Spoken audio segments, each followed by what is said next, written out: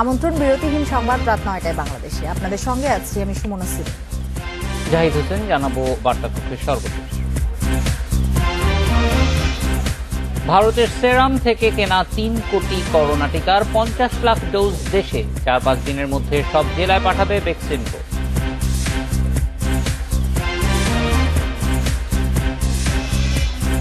অঘোষিত নৌ ধর্মঘট প্রত্যাহার, লঞ্চ চলাচল শুরু হবে এখনই, জানালেন বিআইডব্লিউটিএ চেয়ারম্যান।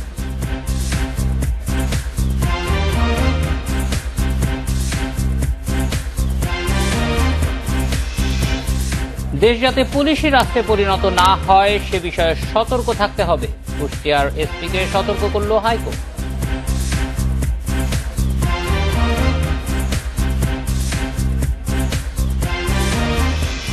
শুনছিলেন শিরোনাম, চলে যাব বিস্তারিত। দেশে এলো সরকারের কেনা করোনা টিকার প্রথম চালানের ৫০ লাখ ডোজ। ভারতের সেরাম ইনস্টিটিউটের তৈরি অক্সফোর্ডের এই টিকা ঢাকায় পৌঁছায় বেলা ১১টায়।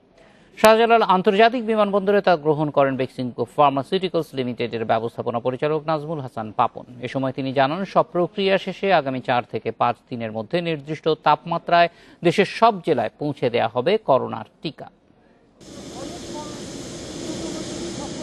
ভারত থেকে টিকা বহনকারী এয়ার ইন্ডিয়ার বিশেষ ফ্লাইটটি ঢাকার হযরত শাহজালাল আন্তর্জাতিক বিমানবন্দরে অবতরণ করে সোমবার সকাল 10:56 অক্সফোর্ড অ্যাস্ট্রাজেনেকার উদ্ভাবিত করোনার টিকা কোভিশিল্ড নামে উৎপাদন করছে ভারতের সেরাম ইনস্টিটিউট, আর দেশে এই টিকা সরবরাহ করছে বেক্সিমকো ফার্মাসিউটিক্যালস লিমিটেড। বিমানবন্দরে টিকার প্রথম চালান বুঝে নেন বেক্সিমকো ফার্মার এমডি সহ ঊর্ধ্বতন কর্মকর্তারা। এ সময় বেক্সিমকো ফার্মার ব্যবস্থাপনা পরিচালক জানান, ৪১৭টি কার্টুনে আসা ৫০ লাখ করোনা টিকার ডোজের ব্যাচের নমুনা ওষুধ প্রশাসনের ল্যাবরেটরিতে পরীক্ষার পর বিভিন্ন জেলায় পাঠানো হবে। ড্রাগ টেস্টিং ল্যাবরেটরি থেকে যে বললাম স্যাম্পল পাঠাবো, স্যাম্পল অ্যাপ্রুভাল পরপর ওনারা যেদিন যেখানে যাবেন সেদিনই পৌঁছে দেওয়া হবে। আমার ধারণা ৪৮ ঘন্টা পর থেকেই, তার মানে ৪ থেকে ৫ দিনের মধ্যেই আমরা প্রত্যেকটা ডিস্ট্রিক্টে ওনারা যেখানে বলেছেন ওখানে পৌঁছে দিব। আমরা আমদানি করা কোনো টিকায় সমস্যা থাকলে সেগুলো বেক্সিমকো ফার্মা ফেরত নিয়ে সরকারের কেনা ডোজ সম্পূর্ণ বুঝিয়ে দেবে। প্রথম চালানের সংরক্ষণ সহ সার্বিক ব্যবস্থাপনায় বেক্সিমকো ফার্মার নেওয়া পদক্ষেপে সন্তুষ্ট ওষুধ প্রশাসন ও স্বাস্থ্য অধিদপ্তর। এক্সপায়ারি ডেটগুলি আছে কিনা, এক্সপায়ারি ডেটও ঠিক আছে। এপ্রিলের দেখলাম যে ২১ এপ্রিল একটা নির্দিষ্ট সময়ের মধ্যেই এটা শেষ করতে হবে, যাতে এক্সপায়ারি ডেট পার না হয়ে যায় সেদিকে আমাদের খেয়াল রাখতে হবে, এবং এটা আমাদের স্বাস্থ্য অধিদপ্তর এবং সবাই এই দিকে সতর্ক আছে এই বিষয়গুলিতে। যে অবস্থা আসছে বক্সে সেই অবস্থা বলা আছে যে 72 আওয়ার ওই অবস্থাতেই 2 to 8 ডিগ্রি মেনটেন থাকবে। 72 আওয়ারের মধ্যে কুল রুমে ওটা পরীক্ষা নিরীক্ষা করতে কতদিন। বিমানবন্দর থেকে 9টি ফ্রিজার ভ্যানে টিকা নেওয়া হয় টঙ্গীতে বেক্সিমকো ফার্মার ওয়্যার হাউসে। সেখানে টিকার মান যাচাইয়ের নমুনা পরীক্ষা করবে ওষুধ প্রশাসন অধিদপ্তর। এই করোনা টিকার মাধ্যমে দেশে স্বস্তি ফিরে আসবে, জনজীবনে কর্মস্থল ফিরে আসবে, আমরা স্বচ্ছন্দে চলাফেরা করতে পারবো। নিজেকে সেভ করার জন্য এবং আমার দ্বারা যেন অন্য কেউ আক্রান্ত না হয়, তার জন্য এটা আমি নিতে ইচ্ছুক। এর আগে ২১ জানুয়ারি দেশে আসে ভারত সরকারের উপহার হিসেবে দেয়া ২০ লাখ করোনার টিকা। সেরাম ইনস্টিটিউটের সঙ্গে চুক্তির শর্ত অনুযায়ী পর্যায়ক্রমে ৩ কোটি করোনার ভ্যাকসিন ডোজ আনবে Beximco pharma. Nafizatullah, Independent News, Dhaka. ২৭ জানুয়ারি চালু হচ্ছে করোনা টিকা নিবন্ধনের সফটওয়্যার সুরক্ষা। তথ্য ও যোগাযোগ প্রযুক্তি প্রতিমন্ত্রী জানিয়েছেন, প্রাথমিকভাবে ৫৫ বছরের বেশি বয়সী ৪.৫ কোটি নাগরিক ও ফ্রন্টলাইনারদের তথ্য এর মাধ্যমে সংগ্রহ করা হবে। বিকেলে প্রধানমন্ত্রীর কার্যালয়ে এক সংবাদ সম্মেলনে এসব তথ্য জানানো হয়। করোনা টিকা নিতে নিবন্ধন করতে হবে সফটওয়্যার সুরক্ষার মাধ্যমে। কিভাবে তা করতে হবে সে বিষয়ে জানাতে সংবাদ সম্মেলনে অংশ নেন তথ্য ও যোগাযোগ প্রযুক্তি প্রতিমন্ত্রী, প্রধানমন্ত্রীর মুখ্য সচিব, প্রধানমন্ত্রী কার্যালয়ের সচিব, স্বাস্থ্য সেবা বিভাগের সচিব ও স্বাস্থ্য অধিদপ্তরের মহাপরিচালক। ২৭ জানুয়ারি উদ্বোধন করা হবে সফটওয়্যারটি। জাতীয় পরিচয়পত্র ছাড়া কেউ নিবন্ধন করতে পারবেন না। সফটওয়্যারে অনলাইন নিবন্ধন ও ভ্যাকসিন কার্ড ডাউনলোডের ব্যবস্থা রাখা হয়েছে বলে জানান তথ্য ও যোগাযোগ প্রতিমন্ত্রী। ভ্যাকসিনটি রেজিস্ট্রেশন কিভাবে হবে, কিভাবে আমাদের নাগরিকরা নিবন্ধন করবেন এবং কিভাবে তারা ভ্যাকসিন সেন্টারে গিয়ে ভ্যাকসিনটা গ্রহণ করবেন, তার জন্য একটা ডিজিটাল রেজিস্ট্রেশন সিস্টেম সুরক্ষা এটা আমরা তৈরি করার উদ্যোগ গ্রহণ করি। স্বাস্থ্য মন্ত্রণালয়ের স্বাস্থ্য অধিদপ্তর, MIS এবং IDCR তাদের পরামর্শক্রমে এবং এখানে ওয়ার্ল্ড হেলথ অর্গানাইজেশনের প্রতিনিধি যারা আছে তারা আমাদেরকে পরামর্শ দেন এবং মাননীয় প্রধানমন্ত্রী দপ্তরের সার্বক্ষণিক তত্ত্বাবধানে এটি আমরা তৈরি করেছি। প্রথমে সুরক্ষা.gov.bd ওয়েবসাইটটি লগ ইন করতে হবে। নিবন্ধন বাটনে ক্লিক করে জাতীয় পরিচয়পত্রের নম্বর দিতে হবে। দীর্ঘমেয়াদী কোনো রোগ আছে কিনা সে তথ্য দিতে হবে। যে কেন্দ্র থেকে টিকা নিতে আগ্রহী সেটিও ফর্মে উল্লেখ করতে হবে। মোবাইলে পাঠানো ওয়ান টাইম পাসওয়ার্ড দিয়ে শেষ করতে হবে নিবন্ধন। টিকা নেওয়ার সময় ও তারিখ মোবাইল নম্বরে জানিয়ে দেওয়া হবে। টিকা নিতে হলে টিকা কার্ড ও জাতীয় পরিচয়পত্রের কপি সাথে নিতে হবে। এ উদ্যোগকে যুগান্তকারী বলে অভিহিত করেছেন প্রধানমন্ত্রীর মুখ্য সচিব। অ্যাপটাও আমাদের তৈরি হয়েছে। বাংলাদেশের মাটিতে এখন 70 লক্ষ ভ্যাকসিন আমাদের আছে। আমাদের এই পর্যন্ত কোভিড-19 আক্রান্ত ব্যক্তির সংখ্যা হয়েছিল 5,20,30 হাজারের মতো। অর্থাৎ আমরা কিন্তু বিপুল পরিমাণে অলরেডি সংগ্রহ করা হয়েছে। 27 জানুয়ারি প্রথম টিকা দেওয়া হবে কুর্মিটোলা হাসপাতালে। পরের দিন বঙ্গবন্ধু মেডিকেল বিশ্ববিদ্যালয় হাসপাতাল, ঢাকা মেডিকেল, কুয়েত মৈত্রী ও মুগদা মেডিকেলে দেওয়া হবে টিকা। আশা করা হচ্ছে ফেব্রুয়ারির মাঝামাঝি শুরু হবে সারা দেশে। Shahadat Swapan, Independent News, Dhaka. Corona সংক্রমণ থেকে সুরক্ষিত থাকতে টিকা নেয়ার পরামর্শ দিচ্ছেন বিশেষজ্ঞরা। এতে জটিল রোগে আক্রান্তদের মৃত্যুহার কমানো যাবে বলেও মত তাদের। তবে টিকা নিলেও মাস্ক পরা সহ অন্যান্য স্বাস্থ্যবিধি মেনে চলার উপর জোর দিচ্ছেন বিশেষজ্ঞরা। দেশে এ পর্যন্ত করোনা শনাক্ত হয়েছে 5 লাখের বেশি মানুষ, প্রাণহানি ছাড়িয়েছে 8,000। তবে এরই মধ্যে করোনা মোকাবেলায় টিকাও পৌঁছেছে দেশে, এখন অপেক্ষা প্রয়োগের। বিশেষজ্ঞরা বলছেন টিকা অনেক রোগ থেকেই রক্ষা করেছে মানুষকে। দেশের অধিকাংশ মানুষকে যদি টিকার আওতায় আনা যায় তবে নিয়ন্ত্রণে আনা যাবে করোনাও। মিজলস বলেন, মাউন্ট বলেন, রুবেলা বলেন, টিটানাস বলেন, এই তো। এছাড়া কিন্তু একসময় কলেরার ভ্যাকসিন দেওয়া হতো, স্মল পক্স ভ্যাকসিন দেওয়া হতো। ভ্যাকসিন তো এটা নতুন কিছু না, এবং ভ্যাকসিন নিয়ে আমাদের দেশে কিন্তু সুনাম আছে। সুতরাং জনগণের জন্য একটা কথা বলবো, আপনার নির্দ্বিধায়, নির্ভয়ে, নিঃসংকোচে আপনি কিন্তু ভ্যাকসিন নিতে পারবেন। কোভিডের টিকা তো আগে ছিল না, এখন কোভিডের টিকা আসছে, কোভিডের টিকা আমাদের নিতে হবে এবং টিকার মাধ্যমে এটাকে আমরা আবদ্ধ করে রাখবো, এই প্যান্ডেমিকটা মোকাবিলা করব। ডায়াবেটিস, উচ্চ রক্তচাপ সহ জটিল রোগে আক্রান্তদের করোনার টিকার আওতায় আনা গেলে মৃত্যুহার কমিয়ে আনা সম্ভব বলেও জানিয়েছেন বিশেষজ্ঞরা। তবে টিকা নিলেও মেনে চলতে হবে স্বাস্থ্যবিধি। ভ্যাকসিন নেওয়ার পরও আমাদের কিন্তু স্বাস্থ্যবিধি মেনে চলতেই হবে। আমাদেরকে 3টা কাজ করতে হবে। সেকেন্ড, হাত ধোয়ার চর্চা আমরা চালু রাখবো বা স্যানিটাইজার ব্যবহার করতে হবে। তৃতীয়, আমরা শারীরিক দূরত্ব কিন্তু মেনটেন করব। স্বাস্থ্য মন্ত্রণালয় জানিয়েছে দেশে করোনা টিকা প্রয়োগ কর্মসূচি উদ্বোধন হবে বুধবার। প্রথমেই টিকা পাবেন স্বাস্থ্যসেবায় সংশ্লিষ্ট ব্যক্তিসহ করোনা মোকাবেলায় সম্মুখ সারির যোদ্ধারা। Buddhadeb Kundu, independent News, Dhaka. 85 চিকিৎসক ও নার্সকে করোনা টিকা প্রয়োগের প্রশিক্ষণ দিল বিশ্ব স্বাস্থ্য সংস্থা। বুধবার থেকে এরা ঢাকা দক্ষিণের 3টি হাসপাতালে টিকা প্রয়োগ করবেন। প্রত্যেককে 0.5 মিলিমিটার ভ্যাকসিন প্রয়োগ করা হবে। প্রথম ডোজ দেওয়ার 8 সপ্তাহ পর দেয়া হবে দ্বিতীয় ডোজ।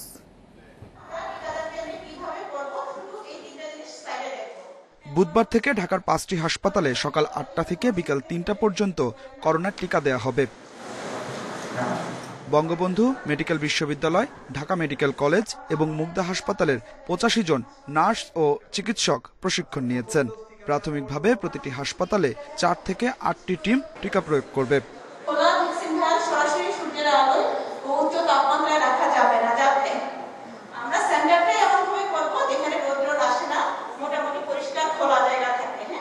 করোনা টিকার একটি ভায়াল 10 জনকে দিতে হবে 6 ঘন্টার মধ্যে। হাতের মাংসপেশির উপরিভাগে করোনার টিকা প্রয়োগ করা হবে। টিকা দেওয়ার পর প্রত্যেককে আধা ঘন্টা পর্যবেক্ষণে রাখা হবে।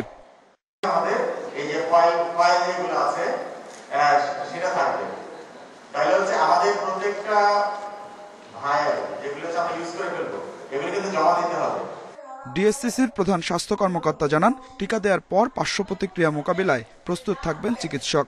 তিনি জানান, টিকা প্রয়োগ ও এর বর্জ্য ব্যবস্থাপনা করবে সিটি কর্পোরেশন। কারো কারো কিছু সামান্য পার্শ্ব প্রতিক্রিয়া হতে পারে, যেমন ভ্যাকসিনেশন যেখানে দেওয়া হবে সেই সাইটে ব্যথা, সামান্য জ্বর, বমি বমি ভাব বা বমি হওয়া এই সামান্য বিষয় হতে পারে, তবে সবার জন্য না। এই ভ্যাকসিন পরবর্তী পার্শ্ব প্রতিক্রিয়া ম্যানেজ করার জন্য যা যা প্রয়োজন সে বিষয়ে আমরা আজকে প্রশিক্ষণ দিলাম। পর্যায়ক্রমে ঢাকার অন্যান্য হাসপাতালে প্রশিক্ষিত 200টির বেশি টিম তৈরি করা হবে। প্রতি টিমে 2 জন টিকা প্রয়োগকারী ও 4 জন স্বেচ্ছাসেবী থাকবে। Adilur Rahman, independent News, Dhaka. দেশে করোনায় আরও 18 জনের মৃত্যু হয়েছে। এর মধ্যে পুরুষ 15 এবং নারী 3 জন। এ নিয়ে মোট প্রাণহানি হল 8,041 জনের। 200টি ল্যাবে গত 24 ঘন্টায় 14,829 নমুনা পরীক্ষায় করোনা শনাক্ত হয়েছে 602 জনের। পরীক্ষা বিবেচনায় শনাক্তের হার 4.06%। সোমবার স্বাস্থ্য অধিদপ্তরের বিজ্ঞপ্তিতে আরও জানানো হয়, দেশে মোট করোনা আক্রান্তের সংখ্যা 5,32,401 জন। সুস্থ হয়েছেন আরও 566 জন। এ নিয়ে মোট সুস্থ 4,76,979 জন।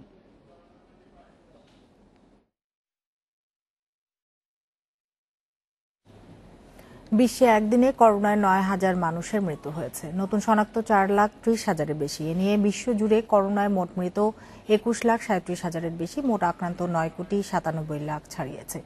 বিশ্বজুড়ে সুস্থ হয়েছেন 7,17,00,000-এর বেশি মানুষ। এর মধ্যে যুক্তরাষ্ট্রে একদিনে করোনায় 1650 প্রাণহানি, নতুন আক্রান্ত 1,21,000। যুক্তরাজ্যে গত 24 ঘন্টায় 610 জন মারা গেছেন। নতুন করে ভাইরাস পাওয়া গেছে 30,000-এর দেহে। নেদারল্যান্ডসে করোনা ভাইরাস সংক্রমণ ঠেকাতে বিধি নিষেধের বিরুদ্ধে বিক্ষোভ করেছে সাধারণ মানুষ। আটক করা হয়েছে 30 বিক্ষোভকারীকে। বিস্তার ঠেকাতে প্রধান আন্তর্জাতিক বিমানবন্দর বন্ধের ঘোষণা দিয়েছে ইসরায়েলের প্রধানমন্ত্রী বেনিয়ামিন নেতানিয়াহু। এছাড়াও রাশিয়ায় 21,000, ব্রাজিলে 28,000, ফ্রান্সে 18,000, ইতালিতে 11,000 নতুন রোগী শনাক্ত হয়েছে।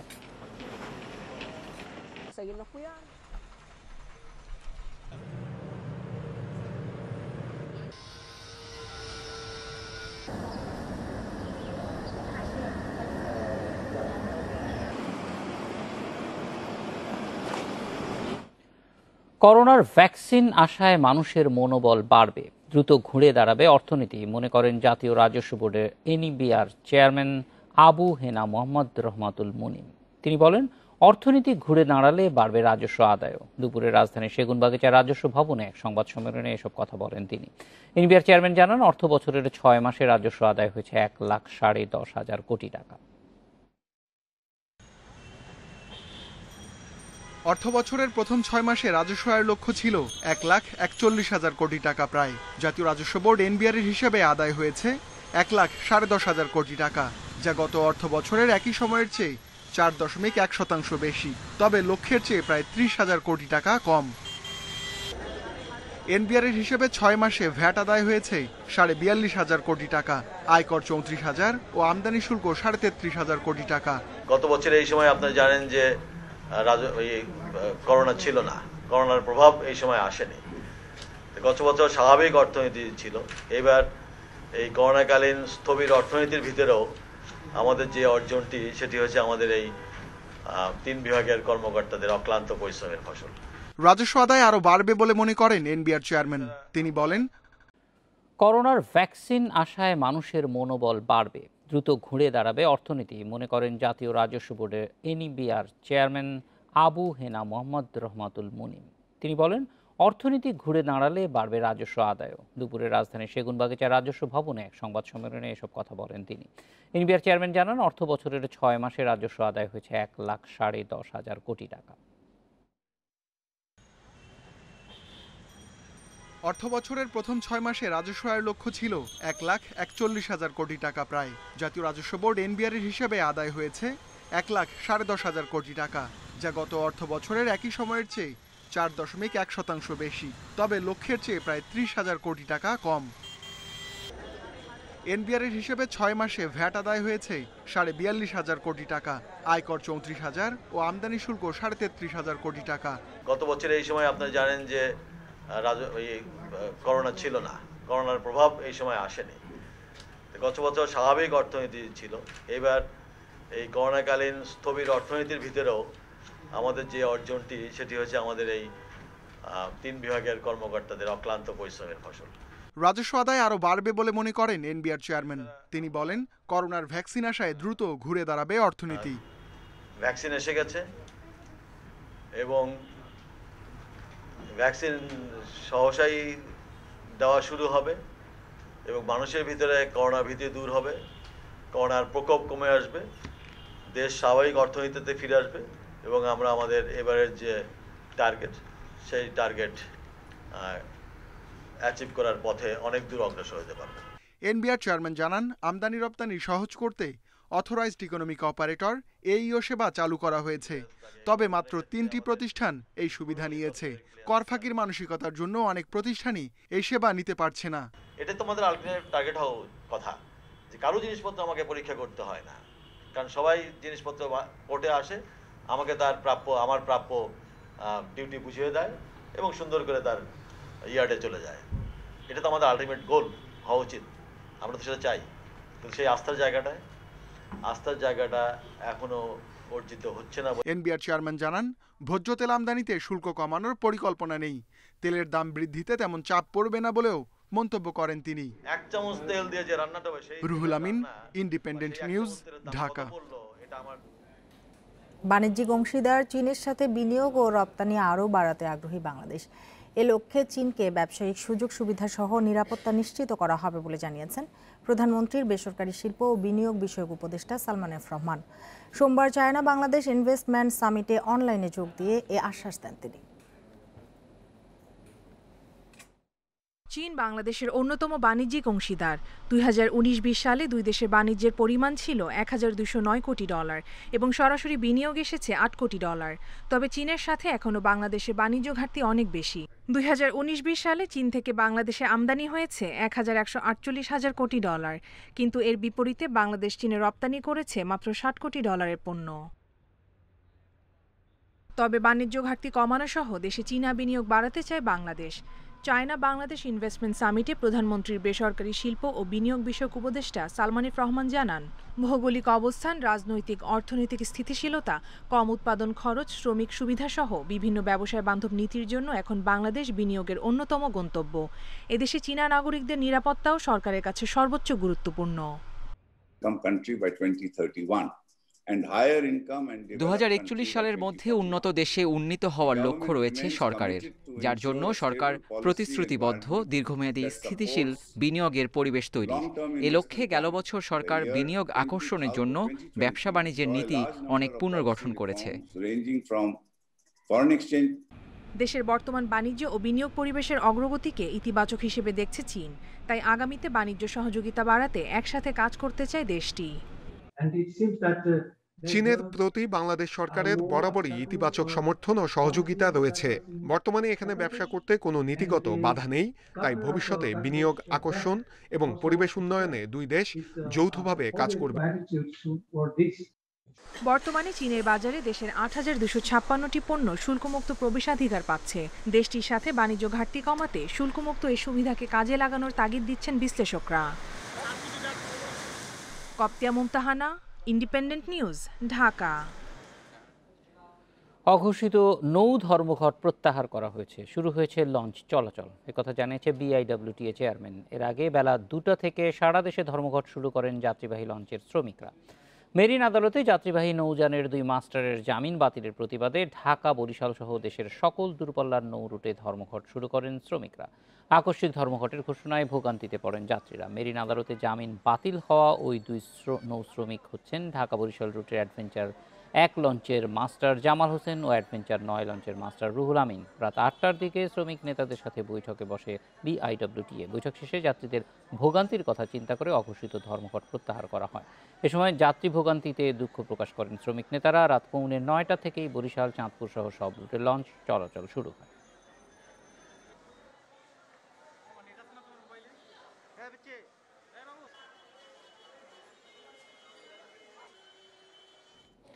অ্যাডভেঞ্চার 9 এর মাস্টারকে মেরিন কোর্টের মামলায় শাস্তি দেওয়ার প্রতিবাদে রাজধানীর সদরঘাটে নৌ ধর্মঘট শুরু হয় আজ দুপুর থেকে। নৌ ধর্মঘট 8টার পরে তুলে নেওয়া হয়েছে। এ বিষয়ে কথা বলতে আমাদের সঙ্গে যোগ দিচ্ছেন সহকর্মী আলামিন হোসেন। আলামিন, ঠিক কী কারণে ধর্মঘট ডাকা হয়েছিল সেটা একটা জানা যাচ্ছে যে কাউকে মেরিন আদালতে শাস্তি দিয়েছে বা জামিন বাতিল করা হয়েছে। আদালতের আদেশের বিরুদ্ধে এই ধরনের ধর্মঘট সেটা কিভাবে দেখছে প্রশাসন? আমরা একই প্রশ্ন এখানকার বিআইডব্লিউটিআর চেয়ারম্যান যিনি আসলে তাকে করেছিলাম, তিনি একরকম হতাশা প্রকাশ করেছেন যে বিচারকী আদালতের যে রায় বা যেই ব্যবস্থা সেটির বিরুদ্ধে আসলে কীভাবে শ্রমিকরা এইরকম একটি কর্মসূচি ঘোষণা করতে পারে। এবং শুধু বিষয়টি আসলে এরকমই না, যেহেতু গত বছরের শীত মৌসুমে এই ঘটনাটি ঘটেছিল, অ্যাডভেঞ্চার 1 এবং অ্যাডভেঞ্চার 9 এর মধ্যে ঘন কুয়াশার কারণে ধাক্কা লেগেছিল এবং পরবর্তীতে তখন কিন্তু মামলা হয়েছিল। বারবার তাদেরকে আদালতে যেতে বলা হয়েছিল, তারা কিন্তু আদালতের যেই সেটি যায়নি, অর্থাৎ শুনানি হওয়ার কথা ছিল সেখানে যায়নি এবং পরবর্তীতে তাদের বিরুদ্ধে কিন্তু তারা যখন জামিন বাতিল করে তাদের আজকে কারাগারে পাঠানো এবং পরবর্তী যখন এই ঘটনাটি শুনতে পারে সাথে সাথে দুপুর 12টার দিকে 1:45টার দিকে এখান থেকে সদরঘাট থেকে সমস্ত লঞ্চ চলাচলটা সরিয়ে নেওয়া হয়। এই একই প্রশ্ন আমরা এখানকার কেন্দ্রীয় নৌযান শ্রমিক ফেডারেশনের যিনি সভাপতি শাহ আলম তার কাছে করেছিলাম, যে এই আদালতের বিরুদ্ধে গিয়ে বা আদালতের রায়ের বিরুদ্ধে গিয়ে বা আদালত যে সিদ্ধান্ত দিয়েছে সেই সিদ্ধান্তর বিরুদ্ধে গিয়ে যে কর্মসূচিটি পালন করা হচ্ছে এটি কতটা যৌক্তিক। তিনি আসলে বেশ কিছু অজুহাত দাঁড় করিয়েছেন, ঘুরিয়ে পেঁচিয়ে কথা বলেছেন। তিনি বলেছেন যেটা শ্রমিকদের দীর্ঘদিনের ক্ষোভের বহিঃপ্রকাশ এবং গণমাধ্যমের বারবার গণমাধ্যম কর্মীদের প্রশ্নের একটা পর্যায়ে তিনি বলছেন যে আসলে এই কর্মসূচিটি কোনো সাংগঠনিকভাবে ঘোষণা করা হয়নি, সেহেতু এটি অযৌক্তিক এবং পরবর্তীতে তিনি এর জন্য দুঃখ প্রকাশ করেছেন। তিনি বারবারই যেটি বলার চেষ্টা করেছেন যে কিন্তু এর মাঝে আমরা বুঝতে পারছি, কিন্তু এর মাঝে মানুষের ভোগান্তি কি রকম হয়েছে যারা ইতিমধ্যেই চলে গিয়েছিল? কারণ আমরা জানি যে বিকালে লঞ্চ ধরার জন্য দুপুরের আগেই মানুষ বের হয়ে যায়। তারা কি ধরনের পরিস্থিতির মধ্যে দিয়ে গিয়েছেন বা এখন তারা লঞ্চে যাত্রা করতে পারছেন কিনা? আমি অন্তত 3টি পরিবারের সাথে কথা বলেছি যারা কুমিল্লা থেকে রাজধানী হয়ে বরিশাল যাবেন। এখন সেই মানুষগুলো যখন কুমিল্লা থেকে রাজধানীতে এসে প্রথমে লঞ্চ টার্মিনাল বা সদরঘাটে এসেছেন, তাদের যৌক্তিকভাবেই বা সঠিকভাবে আসলে তাদের কোথাও জায়গা নেই। আমরা এমন আরেকটি পরিবারের সাথে কথা বলেছিলাম, তারা রাজধানীর বাসা বাড়ি ছেড়ে দিয়ে সব কিছু নিয়ে এখানে অবস্থান করেছেন এবং যখন তারা শুনেছেন যে আজকে অঘোষিতভাবে হঠাৎ করে লঞ্চ ধর্মঘট বন্ধ করে দেওয়া হয়, তারা কিন্তু বিপাকে পড়ছেন। আপনি জানেন এখানে থাকার জায়গা নেই বা ওয়াশরুমের যে ব্যবস্থাটি থাকে সেটি অপ্রতুল, নানা রকম একটি ভোগান্তি পড়ছেন। আরেকটি পরিবারের সাথে কথা বলেছি যিনি অসুস্থ এবং তিনি চিকিৎসা করতে এসেছিলেন, তার একটি পা ভেঙে গিয়েছে, সেই শ্রমিকও কিন্তু আমরা এখানে দেখেছি, সেই মানুষটা সেই যাত্রীটিও কিন্তু ভোগান্তিতে পড়ছেন। আমরা এই সমস্ত বিষয়গুলোই জানতে চেয়েছিলাম শ্রমিক নেতাদের কাছে, একাংশী নেতাদের কাছে। তাদের আসলে তারা যৌক্তিক কোনো ব্যাখ্যা জবাব এর কোনোটাই দিতে পারেনি। তবে এখন যেটি হচ্ছে, মধ্যরাতে আপনি জানেন যে বরিশাল রুটের বেশিরভাগ লঞ্চগুলো 9টার পরে ছাড়ে, সেক্ষেত্রে যে সমস্ত যাত্রীরা লঞ্চ টার্মিনালে অবস্থান করছিলেন রাত্রে থেকে যাওয়ার জন্য, যাদের কোথাও থাকার জায়গা নেই, শুধুমাত্র আমি যদি আমার ক্যামেরায় যিনি আছেন আমিনুরকে একটু অনুরোধ করবো, আপনি নিশ্চয়ই দেখতে পাচ্ছেন যে সেই মানুষগুলো শুধুমাত্র এখন সুন্দরবন 11, সুরভি 9 কিংবা কুয়াকাটা 2 এবং অ্যাডভেঞ্চার যে লঞ্চটির মালিক চালকের বিরুদ্ধে মানে একজনকে পাঠানো হয়েছে সেই লঞ্চটিও কিন্তু ঘাটে নোঙর করেছেন। অর্থাৎ সেই লঞ্চটিও এখন ঘাটে নোঙর করেছেন। যাত্রীরা আসলে কেউ কেউ চলে গেছেন। এই বিষয় সম্পর্কে লঞ্চ মালিক যে সমিতি রয়েছে তাদের কাছে প্রশ্ন করেছিলাম যে তারা আসলে এই বিষয়টি নিয়ে কি বক্তব্য দিচ্ছে। তো এখনকার যে আলামিন হোসেন, অনেক ধন্যবাদ আমাদের সঙ্গে যোগ দেওয়ার জন্য। পলাতক পিকে হালদারের বিরুদ্ধে আরো 5টি মামলা করেছে দুর্নীতি দমন কমিশন দুদক। 5 মামলায় 351 কোটি টাকা আত্মসাতের অভিযোগ করা হয়েছে।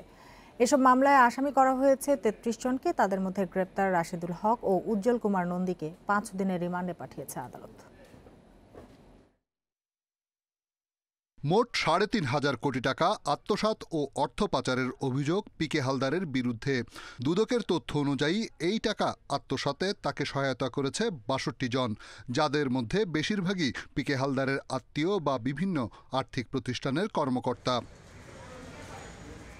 ইন্টারন্যাশনাল লিজিংয়ের সাবেক ব্যবস্থাপনা পরিচালক রাশেদুল হক ও পিপলস লিজিংয়ের বর্তমান চেয়ারম্যান উজ্জ্বল কুমার নন্দী পিকে হালদারের প্রধান 2 সহযোগী। পারস্পরিক যোগসাজশে কাগজে প্রতিষ্ঠানের মাধ্যমে অর্থ লোপাট করে পিকে হালদারের ডান হাত এই 2 জন। আমরা আমাদের তদন্তের ভিত্তিতে তদন্তকারী কর্মকর্তারা এর সংশ্লিষ্টতা পেয়েছেন, তাই তাদেরকে গ্রেপ্তার করেছে। Anan chemical, Sukhada properties, messrs Burn, Rahman chemical ও মুন এন্টারপ্রাইজ নামে কাগজে প্রতিষ্ঠানের নামে 351 কোটি টাকা আত্মসাৎ ও পাচার করার তথ্য পেয়েছে দুদক। আর এসব অভিযোগে পিকে হালদার সহ 33 জনের বিরুদ্ধে মামলা করেছে দুদক।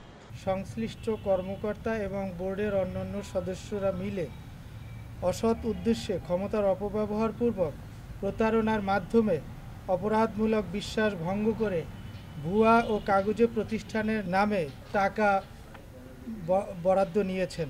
দুদকের আবেদনে ইন্টারন্যাশনাল লিজিংয়ের সাবেক এমডি রাশেদুল হক ও পিপলস লিজিংয়ের চেয়ারম্যান উজ্জ্বল কুমার নন্দীর 5 দিনের রিমান্ড মঞ্জুর করেছে আদালত। Rishad Huda, Independent News, Dhaka.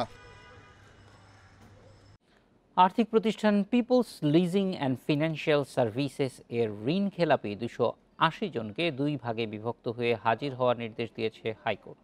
একই সঙ্গে তাদের বিষয়ে প্রয়োজনীয় ব্যবস্থা কেন নেওয়া হবে না তা দুদককে জানাতে বলেছে আদালত। এই নির্দেশনা অনুসারে আগামী 23 ফেব্রুয়ারি 143 জনকে এবং 25 ফেব্রুয়ারি অবশিষ্ট 137 জনকে হাজির হয়ে ব্যাখ্যা দিতে বলা হয়েছে। 2 সপ্তাহের মধ্যে দুদককে এ বিষয়ে জবাব দিতে বলা হয়েছে। সোমবার বিচারপতি মোহাম্মদ খুরশিদ আলম সরকারের একক বেঞ্চে এসব আদেশ দেওয়া হয়। এর আগে গত 21 জানুয়ারি একই বিষয়ে হাইকোর্ট মৌখিক আদেশ দিয়েছিলেন।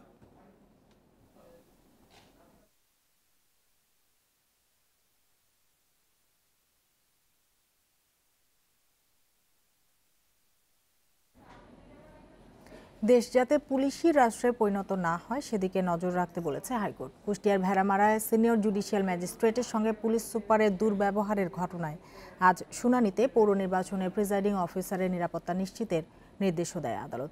দুর্ব্যবহারের জন্য নিঃশর্ত ক্ষমা চাইলে পুলিশ সুপারকে সতর্ক করে ব্যক্তিগত হাজিরা থেকে অব্যাহতি দেওয়া হয়। 16 জানুয়ারি কুষ্টিয়ার ভেড়ামারা পৌরসভায় নির্বাচনী দায়িত্ব পালনকালে কুষ্টিয়ার পুলিশ সুপার তানভীর আরাফাতের বিরুদ্ধে অসদাচরণের অভিযোগ আনেন senior judicial magistrate Mohsin Hasan. পরে অসৌজন্যমূলক আচরণ ও স্থানীয় সরকার বিধিমালা লঙ্ঘনের অভিযোগের বিষয়ে কুষ্টিয়ার এসপি তানভীর আরাফাতকে ব্যাখ্যা দিতে তলব করেন হাইকোর্ট। বিচারপতি মামুনুর রহমান ও বিচারপতি খিজির হায়াতের বেঞ্চে এ বিষয়ে শুনানিতে হাজির হয়ে নিঃশর্ত ক্ষমা চান কুষ্টিয়ার পুলিশ সুপার। শুনানির সময় প্রায় 1 ঘণ্টা হাইকোর্টে দাঁড়িয়ে থাকেন তিনি। এ সময় আদালত বলেন, সর্বস্তরে নিরাপত্তা নিশ্চিত করাই পুলিশের দায়িত্ব। পুলিশ যেন কারো জন্য ভীতিকর না হয়, মানুষ যাতে পুলিশি রাষ্ট্র মনে না করে সে বিষয়ে সতর্ক থাকতে হবে। কোর্টের কাছে মাপ চেয়ে আনকন্ডিশনাল অ্যাপোলজি চেয়ে উনি নিঃশর্ত ক্ষমা চান এবং ঠিক সেই মর্মে একটি উনি রিপ্লাই অফ কমপ্লায়েন্স দেন। কোর্ট দীর্ঘ সময় শুনানি অন্তে উনার দরখাস্তটি মঞ্জুর করেন এবং পরবর্তী আদেশের জন্য 17/2/2021 ধার্য করেন। ভবিষ্যতে যাতে এ ধরনের ঘটনার পুনরাবৃত্তি না হয় সে বিষয়ে পুলিশ সুপারকে সতর্ক করেন হাইকোর্ট। এ ঘটনায় প্রিজাইডিং অফিসার সহ অন্যান্যদের নিরাপত্তা নিশ্চিতের নির্দেশও দেওয়া হয়। এসপি সাহেব সবার সামনে আন্ডারটেকিং দিয়েছেন যে কুষ্টিয়াতে যে প্রিজাইডিং অফিসার শাহজাহান আলী সাহেব যিনি রয়েছিলেন, তিনি, তার পরিবার বা সংবাদকর্মীরা আছেন যারা ওখানে কাজ করছেন, তাদের কাউকে যেন হয়রানি করা না হয়, সব স্বীকার করে নিয়েছেন। এখন উনি যদি বলেন চিনতে পারেন না, একজন এসপি তার এলাকার জুডিশিয়াল ম্যাজিস্ট্রেটকে চিনতে পারবেন না, এটা কিন্তু খুব একটা বিশ্বাসযোগ্য নয়। আগামী 17 ফেব্রুয়ারি এ বিষয়ে পরবর্তী আদেশের দিন ধার্য করেছেন আদালত। Biprajit Chanda, Independent News, Dhaka. এবার খেলার খবর, তার আগে জানাবো শিরোনামগুলো। উইন্ডিজকে দ্বিতীয়বার হোয়াইট ওয়াশের তৃপ্তি টাইগারদের ব্যাটে বলে দাপট দেখিয়ে শেষ ম্যাচে জয় 120 রানে।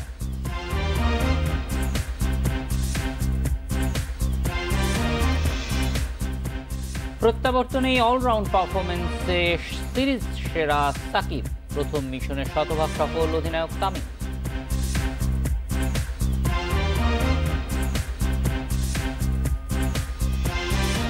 পয়মন্ত ভেন্যুতে ফেভারিটের মতোই জিতল বাংলাদেশ। চট্টগ্রামে উইন্ডিজকে 120 রানের বড় ব্যবধানে হারিয়ে 13 বারের মতো প্রতিপক্ষকে হোয়াইট ওয়াশের কীর্তি গড়ল টাইগাররা। ম্যাচ সেরা মুশফিক আর অলরাউন্ড নৈপুণ্যে সিরিজ সেরা সাকিব। পূর্ণ 30 পয়েন্ট নিয়ে ওয়ানডে সুপার লিগে 2-এ উঠে গেছে তামিমের দল। চট্টগ্রাম বরাবরই দুহাত ভরে দিয়েছে বাংলাদেশের ক্রিকেটকে। ব্যতিক্রম হলো না এবারও।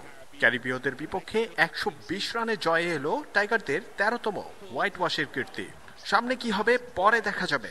আপাতত ওয়ানডে সুপার লিগ টেবিলের 2-এ টাইগাররা। লড়াইয়ের মাঝে লড়াই অব্যাহত তামিম সাকিবের। এই দফায় জিত সব্যসাচী সাকিবের। তামিমকে পেছনে ফেলে টাইগারদের পক্ষে সর্বোচ্চ 6 বার সিরিজ সেরা হবার রেকর্ড এখন সাকিবের। প্রথম 2 ম্যাচে 7 জনের পর চট্টগ্রামে আরো 2 অভিষেকের কীর্তি ক্যারিবীয়দের। ব্যাটিংয়ে আমন্ত্রিত হয়ে শুরুটা নড়বড়ে বাংলাদেশের। লিটন শান্তর বিদায়ের পর সাকিব তামিমে সওয়ার স্বাগতিকেরা। পাল্টা মারে এরপর নিয়ন্ত্রণ ফেরালেন তামিম। নন্দন আর আগ্রাসনে দুর্দান্ত 50। সাগর পারে তখন সন্তর্পণে ভাসছে তার নতুন উপাধি প্রিন্স অফ চট্টগ্রাম। অধিনায়কের মেরামত পর্ব সাবলীল হয়েছে সব্যসাচী সাকিবের সমর্থনে। মুশফিক আর রিয়াদও পিছিয়ে থাকলেন না। প্রথম জন 64 গড়ে বড় স্কোরের দিকে দলকে এগিয়ে নিলেন। পরের জনের কুইক 50 রানকে নিয়ে গেল 300 নিঃশ্বাস ছোঁয়া দূরত্বে।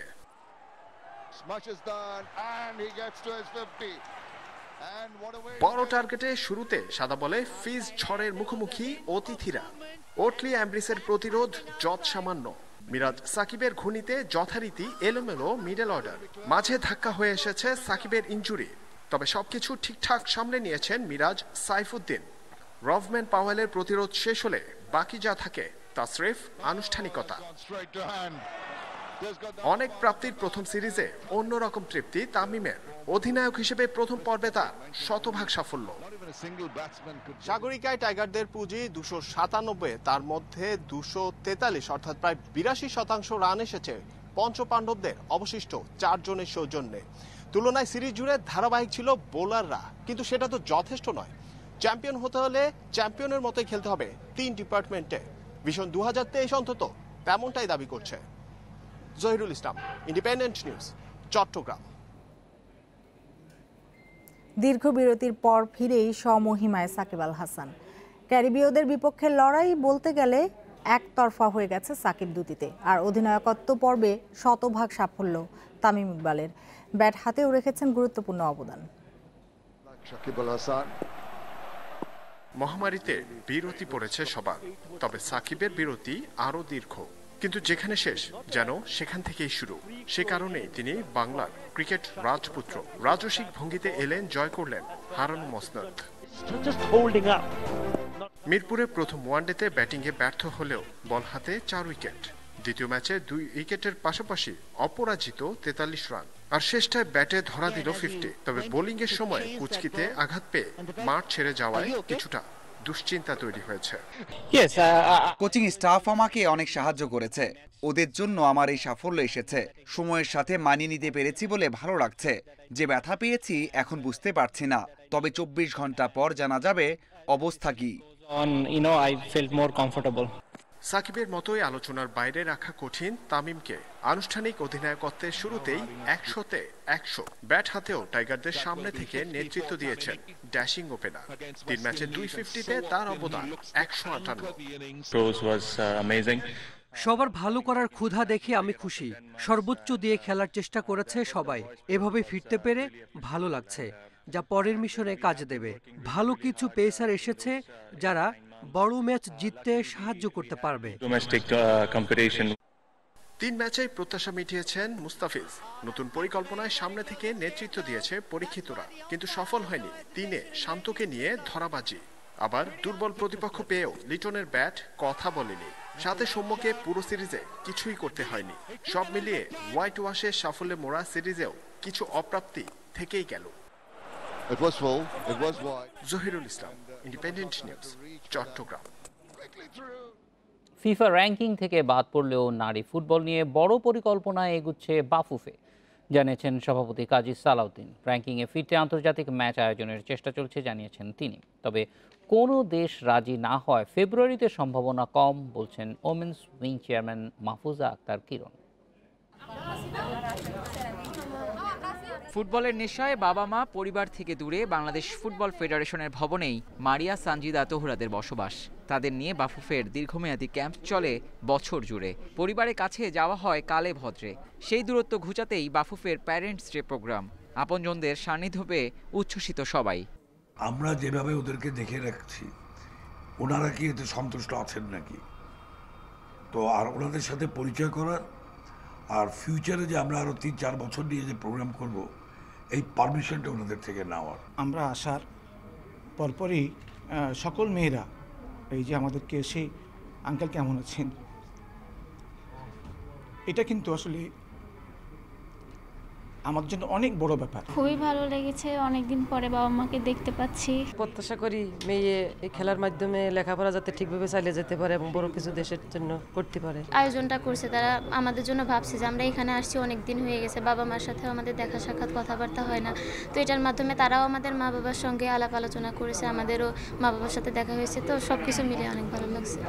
নারী ফুটবল নিয়ে পরিকল্পনা অনেক, কিন্তু অদূরদর্শিতায় ব্যর্থতাও আছে। দীর্ঘদিন আন্তর্জাতিক ম্যাচ না খেলায় বাদ পড়তে হয়েছে ফিফা র্যাঙ্কিং থেকে। ফেব্রুয়ারিতে ম্যাচ আয়োজনের পরিকল্পনা থাকলেও এখনও পাওয়া যায়নি প্রতিপক্ষ। বাফুফে দায় এড়াতে পারে কি? এখনো আমি কোনো টিমকে রাজি করাতে পারি নাই।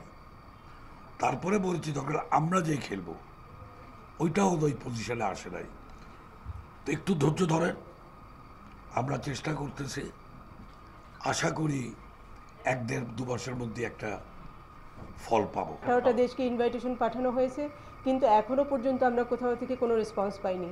তো এই সিচুয়েশনে হয়তো ফেব্রুয়ারিতে আমরা খেলতে পারবো না। তো আমাদের তো অবশ্যই খারাপ লাগে, বাট এটা তো অ্যাকচুয়ালি একদিকে যেরকম কোভিড, অন্যদিকে কিন্তু আমাদের ফাইন্যান্সিয়াল প্রবলেমও ছিল। নারী লীগের নতুন মৌসুমে প্রতিদ্বন্দ্বিতা আনতে চায় বাফুফে, সেজন্য আসছে লিগে দেখা যেতে পারে পুল প্রথা। Abidur Rahman, independent News, Dhaka. দায়িত্ব নেওয়ার 1.5 বছরের মাথায় ফ্রাঙ্ক ল্যাম্পার্ডকে বরখাস্ত করল চেলসি। সাম্প্রতিক ব্যর্থতায় তাকে ছাঁটাই করা হয়েছে। দ্রুতই নতুন ম্যানেজার খুঁজে নেবে ক্লাব ম্যানেজমেন্ট। গণমাধ্যমের খবর, তাদের প্রথম পছন্দ টমাস টুখেল। ভাগ্য ফেরাতে মাউরিসিও সারিকে সরিয়ে ল্যাম্পার্ডকে দায়িত্ব দেয় চেলসি। তার অধীনে গত মৌসুমে দল বদলে কোনো অর্থ খরচ না করেও মন্দ করেনি ব্লুজ। লিগ শেষ করেছিল টেবিলে 4 থেকে। তবে চলতি মৌসুমে খেলোয়াড় কিনতে রেকর্ড 200 মিলিয়ন পাউন্ডের বেশি খরচ করেও হতাশ করেছে ল্যাম্পার্ডের দল। লিগের সবশেষ 8 ম্যাচের 5টি হেরেছে চেলসি, অবস্থান টেবিলের 9 নম্বরে। পারফরমেন্স বিচারে তাই ল্যাম্পার্ডের ওপর আস্থা হারিয়েছে ম্যানেজমেন্ট। 2003 সালে রোমান আব্রামোভিচ চেলসির মালিকানায় আসার পর এ নিয়ে 10 জন ফুল টাইম ম্যানেজার বরখাস্ত হলেন। আর এই ছিল খেলার খবরে। জানাবো অন্যান্য ফিরে এসে যেগুলি থাকবে, এ নিয়ে প্রতিবেদন থাকছে সংবাদের শেষ অংশে। পাল্টাপাল্টি অভিযোগের মধ্য দিয়েই চলছে চট্টগ্রাম সিটি কর্পোরেশনের নির্বাচনের শেষ দিনের প্রচারণা। প্রতিদ্বন্দ্বী প্রার্থীরা সকাল থেকে প্রচারে ব্যস্ত সময় কাটাচ্ছেন। তবে বিএনপি মেয়র প্রার্থীর ব্যস্ততা দেখা গেছে নির্বাচন কমিশনে। তার অভিযোগ, কর্মী সমর্থকদের অযথা গ্রেপ্তার ও হয়রানি করা হচ্ছে। অন্যদিকে আওয়ামী লীগের অভিযোগ, বহিরাগত এনে নির্বাচনে অস্থিরতা তৈরি করতে চায় বিএনপি। তবে নির্বাচন কমিশনের দাবি, পরিস্থিতি স্বাভাবিক রাখতে সব ধরনের ব্যবস্থা নিয়েছেন তারা। সোমবার রাত 12টা থেকে বন্ধ হচ্ছে চট্টগ্রাম সিটি নির্বাচনের প্রচারণা। শেষ দিনে পাল্টে গেছে প্রার্থীদের প্রচারের চিত্র। সব প্রার্থীর ব্যস্ত সময় কাটছে ভোটারদের সমর্থন পেতে। তবে বিএনপির মেয়র প্রার্থীকে মাঠে ভোটারদের কাছে নয়, দেখা গেছে নির্বাচন কমিশন কার্যালয়ে।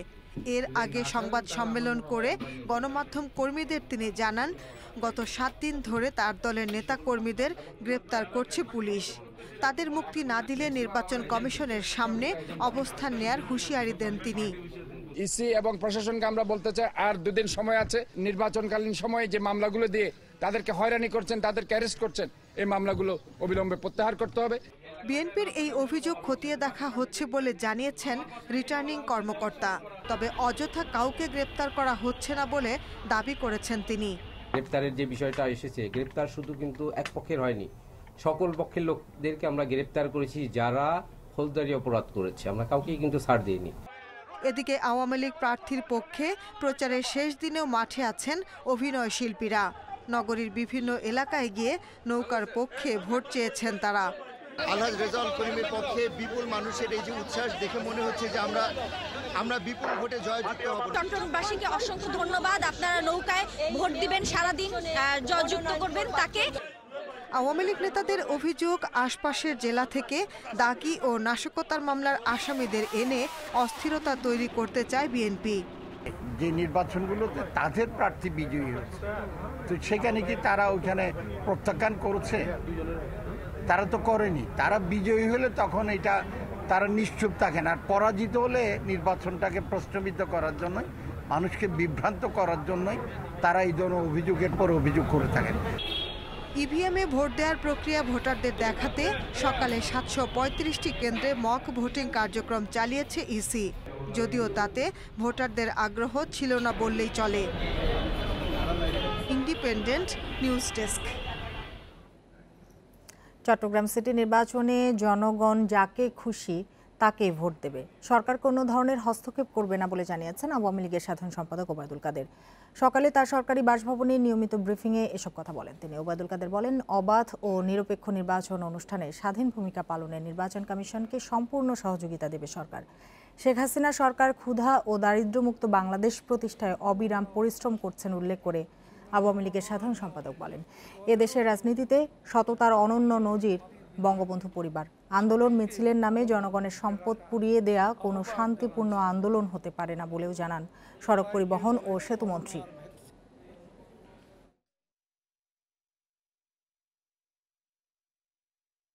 চট্টগ্রাম সিটি কর্পোরেশন নির্বাচনে যে সকল কাউন্সিলর এখনো বিদ্রোহ থেকে সরে দাঁড়াননি, তাদের বিরুদ্ধে দলীয়ভাবে একই ব্যবস্থা গ্রহণ করা হবে।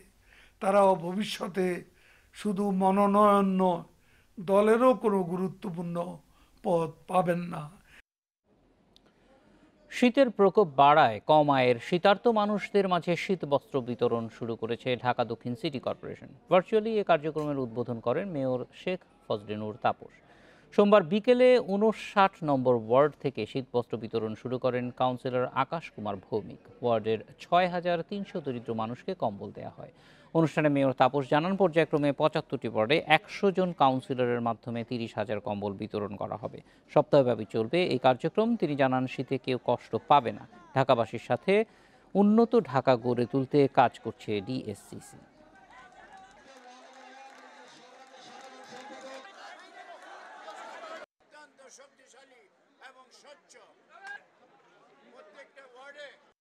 শেখ হাসিনা আমাদেরকে যে লক্ষ্য দিয়েছেন, সেই লক্ষ্য বাস্তবায়নে সকল সময় আমরা তৃণমূল মানুষের পাশে আছি, সেটাই এটার প্রমাণ।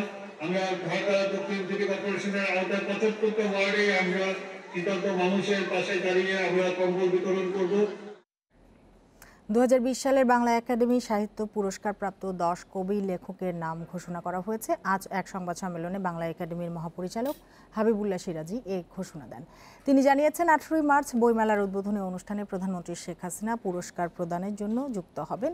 পুরস্কার প্রাপ্তরা হলেন কবিতায় মোহাম্মদ সামাদ, কথা সাহিত্যে ইমতিয়াজ শামীম, প্রবন্ধ এবং গবেষণায় বেগম আক্তার কামাল, অনুবাদে সুরেশ রঞ্জন বসাক, নাটকে রবিউল আলম, শিশু সাহিত্যে আঞ্জুর লিটন, মুক্তিযুদ্ধ ভিত্তিক গবেষণায় শাহিদা বেগম, বিজ্ঞান ও কল্প বিজ্ঞানে অপরেশ বন্দ্যোপাধ্যায়, জীবনী, স্মৃতিকথা, ভ্রমণ কাহিনীতে ফেরদৌসী মজুমদার এবং ফোকলোর সাহিত্যে মোহাম্মদ হাবিবুল্লাহ পাঠান।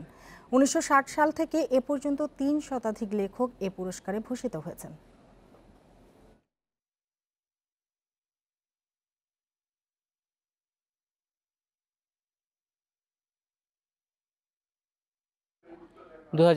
সালের অমর 21শে গ্রন্থমেলা অনুষ্ঠিত হবে 18 মার্চ, চলতে পারে 14 এপ্রিল পর্যন্ত। ভার্চুয়াল বা অনলাইন নয়, মাঠেই করাচ্ছে এবারের আয়োজন। তবে শর্ত থাকছে করোনার সর্বোচ্চ স্বাস্থ্যবিধি মেনে চলার। সোমবার ইন্ডিপেন্ডেন্ট টেলিভিশনকে একথা জানিয়েছেন বাংলা একাডেমির মহাপরিচালক হাবিবুল্লাহ সিরাজি। মধ্য মার্চে বইমেলা আয়োজনের সিদ্ধান্তকে স্বাগত জানিয়েছে প্রকাশকরা। করোনার কারণে ফেব্রুয়ারি বা মার্চে বইমেলার আয়োজন সম্ভব নয়, এমন ঘোষণা দিয়েছিল বাংলা একাডেমি। পরিস্থিতি বিবেচনা করে এপ্রিল বা মে জুনে আয়োজন হতে পারে বইমেলার, এমন আশাবাদের কথা জানিয়েছিলেন একাডেমির মহাপরিচালক।